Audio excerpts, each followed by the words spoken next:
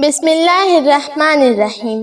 حضرت سلمان فارسی رضی اللہ تعالی عنہ کہتے ہیں کہ نبی کریم صلی اللہ علیہ وآلہ وسلم نے شعبان کی آخری تاریخ میں ہم لوگوں کو وعظ فرمایا، تمہارے اوپر ایک مہینہ آ رہا ہے جو بہت عظمت والا مہینہ ہے، بہت مبارک مہینہ ہے۔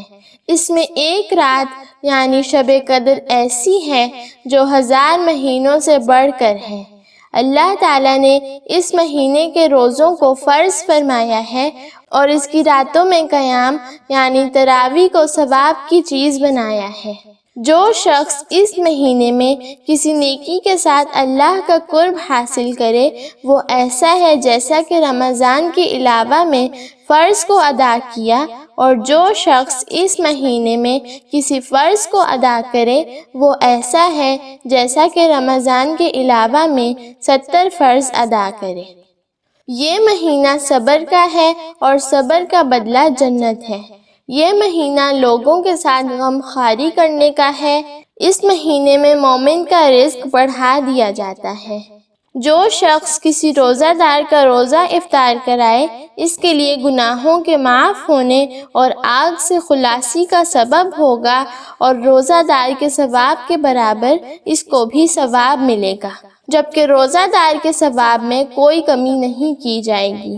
یہ ثواب پیٹ بھر کر کھلانے پر موقوف نہیں، بلکہ اگر ایک کھجور سے افطار کرا دے یا ایک گھونٹ پانی پلا دے یا ایک گھونٹ لسی پلا دے، اس پر بھی اللہ تعالیٰ یہ ثواب عطا فرما دیتے ہیں۔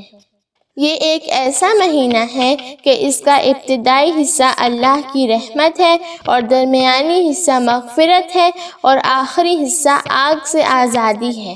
اس مہینے میں جو شخص اپنے غلام یا خادم کے بوجھ کو ہلکا کر دے گا اللہ تعالیٰ اس کی مغفرت فرمائیں گے اور آگ سے آزادی عطا فرمائیں گے۔ 4 چیزوں کی اس مہینے میں کثرت رکھو۔ نمبر 1 کلمہ طیبہ، نمبر 2 استغفار، نمبر 3 جنت کی طلب، نمبر 4 آگ سے پناہ کی دعا۔ جو شخص کسی روزہ دار کو پانی پلائے اللہ تعالیٰ قیامت کے دن میرے حوض سے اس کو ایسا پانی پلائے گا کہ جنت میں داخل ہونے تک پیاس نہیں لگے گی۔